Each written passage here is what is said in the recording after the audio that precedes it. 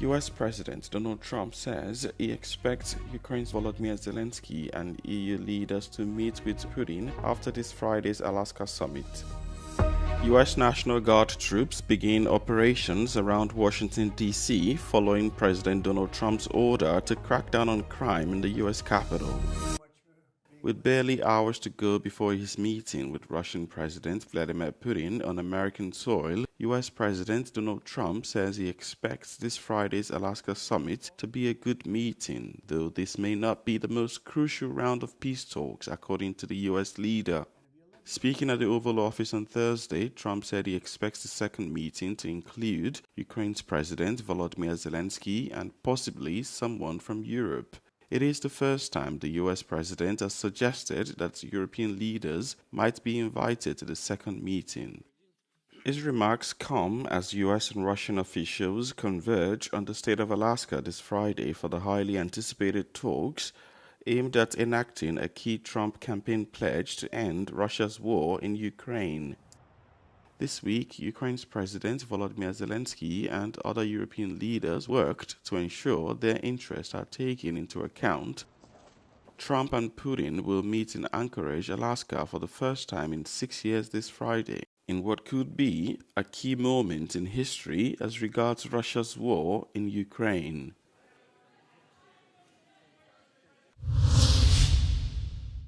The Pentagon on Thursday said around 800 U.S. National Guard troops have begun operations around Washington, D.C. to aid law enforcement personnel in the U.S. Capitol.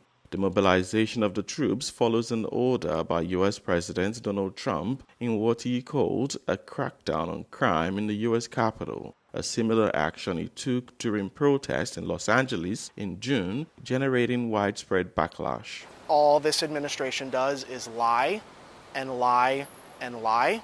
Crime is down. This is a power grab. This is disgraceful. I come here every day. I never feel unsafe. This is an act, and putting women of color, making these people have these as their work orders, it's disgusting. And for what? For what? According to defense officials, Guard members on patrol are not carrying weapons as of now, and they will not have the weapons in their vehicles.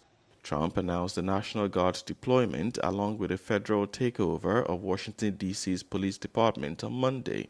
The overwhelmingly Democratic U.S. Capitol faces allegations from Republican politicians that it is overrun by crime and homelessness. However, data from Washington police shows significant drops in violent crime between 2023 and 2024.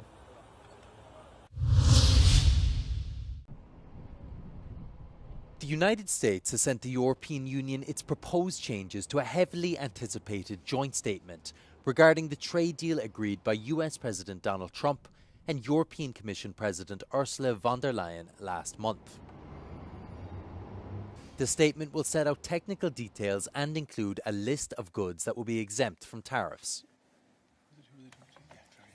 I'm now happy to confirm that we have received a text from the US with their suggestions for let's say, getting closer to that finalisation of the document. So we're going to look at that now. We'll have some engagement at both technical and political level with our American counterparts, and we keep the work going forward in that sense. Washington lowered tariffs it would impose on EU goods to 15% after last month's agreement.